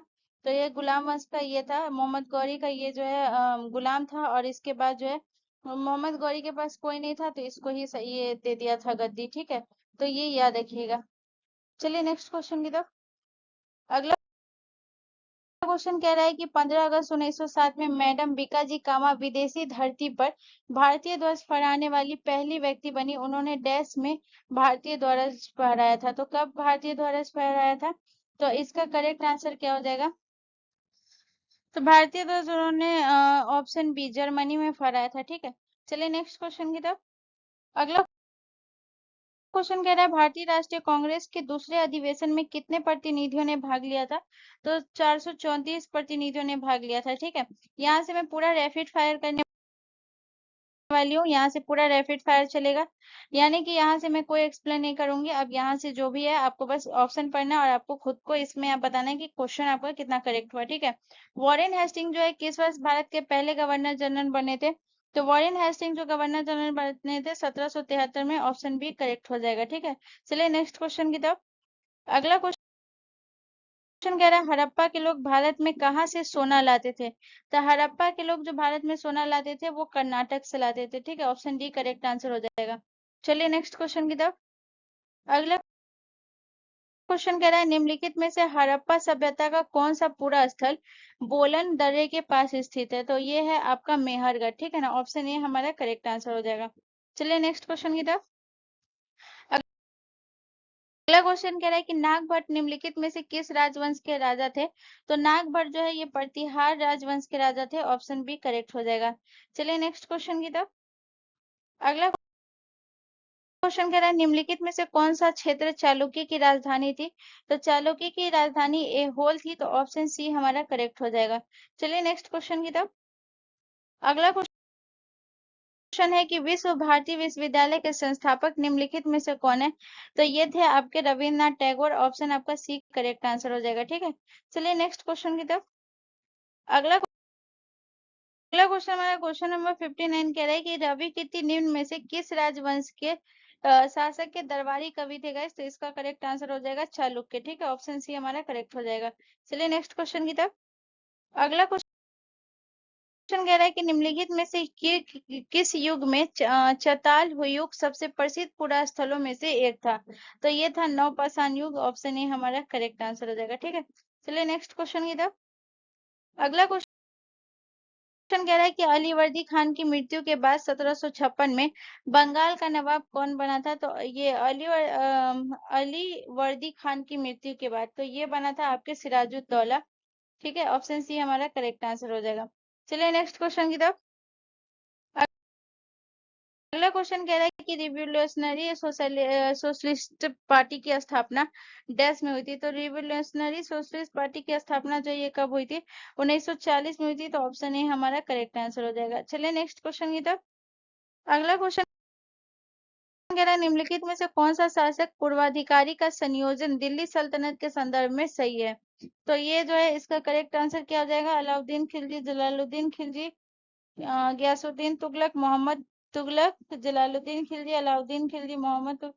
तो ये जो याद रखिएगा शासक के पूर्व अधिकारी का संयोजन बोल रहा है। तो ये ऑप्शन ए करेक्ट आंसर हो जाएगा। पहले जलालुद्दीन खिलजी देन अलाउद्दीन खिलजी, ठीक है। चलिए नेक्स्ट क्वेश्चन, यानी कि पूर्व अधिकारी यानी कि अलाउद्दीन खिलजी से पहले किसका अधिकार था? जलालुद्दीन खिलजी का, ठीक है। तो ऑप्शन ए करेक्ट आंसर हो जाएगा। चलिए नेक्स्ट क्वेश्चन की तरफ। अगला क्वेश्चन कह रहा है कि चोल वंश के अभिलेखों में वर्णित वेट्टिकर डैश के रूप में लिया जाता था? तो वेट्टिकर जो है कौन से रूप में लिया जाता था? जबरन श्रम था, ठीक है ना। ऑप्शन ए हमारा करेक्ट हो जाएगा। चलिए नेक्स्ट क्वेश्चन की तरफ। अगला क्वेश्चन कह रहा है कि मुगल शासक औरंगजेब की मृत्यु किस वर्ष हुई थी? तो 1707 में हुई थी। ऑप्शन ए हमारा करेक्ट हो जाएगा। चलिए नेक्स्ट क्वेश्चन की तरफ। अगला क्वेश्चन कह रहा है कि डैश में पूरे देश भर के 72 प्रतिनिधियों ने मुंबई सभा में सभा करके भारतीय राष्ट्रीय कांग्रेस के स्थापना का फैसला लिया था? तो कब? तो 1885 में कांग्रेस की स्थापना हुई थी एओ हुम के द्वारा। चलिए नेक्स्ट क्वेश्चन की तरफ। अगला क्वेश्चन कह रहा है निम्नलिखित में से किस राजवंश ने विजयनगर राज्य की स्थापना की थी? तो विजयनगर राज्य की स्थापना संगम वंश के जो राजा थे हरिहर और बुक्का ने मिलकर इसकी स्थापना की थी 1336 में। चलिए नेक्स्ट क्वेश्चन की तरफ। अगला क्वेश्चन कह रहा है कि ज्योतिबा फुले ने 1873 में गुलामगिरी निम्नलिखित में से किस भाषा में लिखी थी? तो ज्योतिबा फुले ने गुलामगिरी लिखी थी मराठी भाषा में। और ये जो है ज्योतिबा फुले जो है याद रखिएगा ये सत्यशोधक समाज की स्थापना भी की थी 1873 में। चलिए नेक्स्ट क्वेश्चन की तरफ। अगला क्वेश्चन हमारा कह रहा है कि निम्नलिखित में से कौन सा शहर कावेरी डेल्टा में शासक विजयाला द्वारा बनाया गया था? तो कावेरी डेल्टा में शासक विजयाला द्वारा बनाया गया था तंजाउर। ऑप्शन डी हमारा करेक्ट हो जाएगा, ठीक है। चलिए नेक्स्ट क्वेश्चन की तरफ। अगला क्वेश्चन तरह से खुदाई खिदमतगार नामक एक अहिंसक आंदोलन के संस्थापक कौन थे? तो खुदाई खिदमतगार थे अब्दुल गफ्फार खां। ऑप्शन ए हमारा करेक्ट आंसर हो जाएगा, ठीक है। चलिए नेक्स्ट क्वेश्चन की तरफ। अगला क्वेश्चन कह रहा है कि बौद्ध स्थापत्य कला के स्मारकों में प्रार्थना कक्षाओं को डैश कहा जाता था? तो ये कहा जाता था चैत्य ग्रह कहा जाता था, ठीक है ना। ऑप्शन ए हमारा करेक्ट हो जाएगा। चलिए नेक्स्ट क्वेश्चन की तरफ। अगला क्वेश्चन कह रहा है कि किस लोधी शासक ने 1889 से लेकर के 1517 ईस्वी तक का वास्तविक नाम निजाम खां था? तो किसका था गाइस? तो ये था सिकंदर लोधी का। ऑप्शन ए हमारा करेक्ट आंसर हो जाएगा। चलिए नेक्स्ट क्वेश्चन की तरफ। अगला क्वेश्चन कह रहा है कि किस स्वतंत्रता सेनानी को भारतीय क्रांति की जननी के तौर पर जाना जाता है? तो ये जाना जाता है आपके मैडम भिकाजी कामा। ऑप्शन आपका ए करेक्ट आंसर हो जाएगा। ठीक है, चलिए नेक्स्ट क्वेश्चन की तरफ। अगला क्वेश्चन हमसे कह रहा है कि भारत में किस स्वतंत्रता सेनानी ने लखनऊ में 1857 के प्रसिद्ध विद्रोह का नेतृत्व किया था?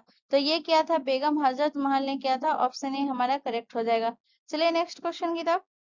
अगला क्वेश्चन कह रहा है कि कंदरिया महादेव मंदिर का निर्माण 999 ईस्वी में डैश वंश के राजा रंगदेव ने करवाया था। तो ये किस वंश के थे? तो चंदेल वंश के थे। ऑप्शन डी हमारा करेक्ट हो जाएगा। चलिए नेक्स्ट क्वेश्चन की तरफ। अगला क्वेश्चन कह रहा है कि सुल्तान महमूद गौरी ने सन डैश में पृथ्वीराज तृतीय को हराया था। तो कब हराया था? 1192 में। ऑप्शन डी हमारा करेक्ट हो जाएगा। चलिए नेक्स्ट क्वेश्चन की तरफ। अगला क्वेश्चन कह रहा है कि शिव नारायण अग्निहोत्री ने लाहौर में देव समाज की स्थापना कब की थी? तो 1887 में इसने देव समाज की स्थापना की थी। तो सी में 1887, तो ऑप्शन सी हमारा करेक्ट हो जाएगा। चलिए नेक्स्ट क्वेश्चन की तरफ। अगला क्वेश्चन कह रहा है कि दक्कन में मराठों द्वारा वसूले जाने वाले भू राजस्व के 35% को डैश कहा जाता है। तो दक्कन में मराठों द्वारा वसूले जाने वाले भू राजस्व के 35% को डैश कहा जाता है। क्या कहा जाता है 35% को? तो ये कहा जाता है ऑप्शन ए करेक्ट आंसर हो जाएगा, चौथ कहा जाता है। ठीक है, चलिए नेक्स्ट क्वेश्चन की तरफ। अगला क्वेश्चन कह रहा है निम्नलिखित में से किसने सल्तनत काल के दो मूल सिक्के चांदी और टाका और तांबे का जीतल, चांदी का टाका और तांबे का जीतल चलवाया था? तो ये इल्तुतमिश ने चलवाया था। तो ऑप्शन आपका बी सी करेक्ट आंसर हो जाएगा। ठीक है, चलिए नेक्स्ट क्वेश्चन की तरफ। अगला क्वेश्चन कह रहा है किस युद्ध के कारण विजयनगर साम्राज्य का पतन हुआ था? तो तालीकोटा के युद्ध के कारण विजयनगर साम्राज्य का पतन हुआ था। तालीकोटा का युद्ध कब हुआ था ये आपको कमेंट करके बताना है। चलिए नेक्स्ट क्वेश्चन की तरफ। अगला क्वेश्चन कह रहा है निम्नलिखित में से चंद्रगुप्त द्वितीय के दरबारों के नवरत्नों में से किसने मंत्र शासन लिखा था? तो मंत्र शासन किसने लिखा था? वेताल भट्ट ने। ऑप्शन डी हमारा करेक्ट हो जाएगा। चलिए नेक्स्ट क्वेश्चन की तरफ। अगला क्वेश्चन कह रहा है कि भारत सरकार अधिनियम के अंतर्गत ब्रिटिश भारत में अंग्रेजी ईस्ट इंडिया कंपनी का शासन समाप्त कर दिया गया था। तो अंग्रेजी ईस्ट इंडिया कंपनी का समाप्त हुआ था 1858। मैंने बोला भी था कि 1857 के विद्रोह के बाद 1858 का अधिनियम आया था, जिसमें कंपनी का शासन समाप्त हो गया था। गवर्नर जनरल से पद से वायसराय का पद आ गया और ब्रिटिश क्राउन के हाथ में शक्ति चली गई। चलिए नेक्स्ट क्वेश्चन की तरफ। अगला क्वेश्चन कह रहा है कि 83 इंडिया हाउस एक क्रांति संगठन स्वामीजी कृष्ण वर्मा द्वारा भारतीय राष्ट्रवाद के प्रसार के लिए डैश में स्थापित किया गया था। तो कहाँ स्थापित किया गया था? लंदन में स्थापित किया गया था। ठीक है, ऑप्शन सी करेक्ट हो जाएगा। चलिए नेक्स्ट क्वेश्चन की तरफ। अगला क्वेश्चन कह रहा है कि अकबर के शासनकाल के दौरान डैश वह भूमि थी जो 3 या 4 वर्षों से बंजर पड़ी थी। तो कौन सी भूमि थी गाइस? तो इसका करेक्ट आंसर हो जाएगा चाचर। चलिए नेक्स्ट क्वेश्चन की तरफ। अगला क्वेश्चन कह रहा है कि मोहम्मद बिन तुगलक ने चांदी के सिक्कों के स्थान पर डैश नामक तांबे का सिक्का चलाया था। तो मोहम्मद बिन तुगलक ने जो चलाया था वो कौन सा सिक्का था गाइस? तो याद रखिएगा ये था जीतल का। ऑप्शन सी करेक्ट आंसर हो जाएगा। ठीक है, चलिए नेक्स्ट क्वेश्चन की तरफ। अगला क्वेश्चन कह रहा है कि अष्टाध्यायी व्याकरण एक संस्कृत ग्रंथ है जिसकी रचना 6वीं से 5वीं शताब्दी ईसा पूर्व में डैश द्वारा की गई थी। तो अष्टाध्यायी की रचना पाणिनि ने की थी। तो ऑप्शन बी हमारा करेक्ट आंसर हो जाएगा। चलिए नेक्स्ट क्वेश्चन की तरफ। अगला क्वेश्चन कह रहा है कि एहोल में रावण फारी गुफा और दुर्गा मंदिर किस राजवंश के स्थापत्य शैली को चित्रित करती है? तो इसका करेक्ट आंसर हो जाएगा चालुक्य। ऑप्शन बी हमारा करेक्ट हो जाएगा। चलिए नेक्स्ट क्वेश्चन की तरफ। अगला क्वेश्चन कह रहा है निम्नलिखित में से किस मौर्य राजा ने कलिंग युद्ध के बाद बौद्ध धर्म और उसके अहिंसा के सिद्धांत को अपनाया था? तो किसने अपनाया था? तो ये अपनाया था अशोक ने। ठीक है, ऑप्शन सी हमारा करेक्ट आंसर हो जाएगा। चलिए नेक्स्ट क्वेश्चन की तरफ। अगला क्वेश्चन हमसे कह रहा है कि मध्यकालीन भारत की भक्ति परंपरा से संबंधित वह राजपूत राजकुमारी निम्नलिखित में से कौन थी जिसकी गीत भगवान कृष्ण को समर्पित थे? तो वो कौन थी गाइस? तो इसका करेक्ट आंसर हो जाएगा आपका ये मीराबाई। ठीक है ना, ये करेक्ट आंसर हो जाएगा। चलिए नेक्स्ट क्वेश्चन की तरफ। अगला क्वेश्चन कह रहा है निम्नलिखित में से किस बहमनी सुल्तान ने अपनी राजधानी गुलबर्गा से बीदर स्थानांतरित की थी? तो गुलबर्गा से बीदर स्थानांतरित करने वाला था अहमद शाह। ठीक है ना, ऑप्शन सी हमारा करेक्ट आंसर हो जाएगा। नेक्स्ट क्वेश्चन की तरफ चलते हैं। अगला क्वेश्चन कह रहा है ब्रिटिश शासन के दौरान निम्नलिखित में से किसे व्यापक रूप से भारतीयों के लिए स्वर्ग में जन्मी सेवा के रूप में जाना जाता है? तो इसका करेक्ट आंसर हो जाएगा भारतीय सिविल सेवा यानी कि ICS। ऑप्शन ए हमारा करेक्ट आंसर हो जाएगा। ठीक है, चलिए नेक्स्ट क्वेश्चन की तरफ। अगला क्वेश्चन कह रहा है निम्नलिखित में से किसने पश्चिमी शिक्षा के प्रसार के लिए अलीगढ़ में मोहम्मदन एग्लो ओरिएंटल कॉलेज की स्थापना की थी? तो कि ये किसने की थी गाइस? तो इसका हो जाएगा sir Syed Ahmad Khan. Option C हमारा करेक्ट आंसर हो जाएगा। ठीक है, चलिए नेक्स्ट क्वेश्चन की तरफ। अगला क्वेश्चन हमसे कह रहा है कि ज्योतिराव गोविंद राव फुले ने 1873 में मूर्ति पूजा और जाति व्यवस्था के खिलाफ लड़ने के लिए निम्नलिखित में से किसकी स्थापना की थी? तो सत्यशोधक समाज की स्थापना की थी। यही है ज्योतिबा फुले। ठीक है ना, सी करेक्ट, सत्यशोधक समाज। चलिए नेक्स्ट क्वेश्चन की तरफ। अगला क्वेश्चन हमसे कह रहा है कि मुस्लिम समुदाय के बीच एकता के प्रतीक के रूप में ओटोमन खलीफा को बचाने के लिए अली बंधुओं और मौलाना अबुल कलाम आजाद के नेतृत्व में चलाए गए अभियान का नाम क्या था गाइस? तो ये था आपका जो है कौन सा अभियान चलाया गया था? खिलाफत आंदोलन चलाया गया था। ऑप्शन ए हमारा करेक्ट हो जाएगा। चलिए नेक्स्ट क्वेश्चन की तरफ।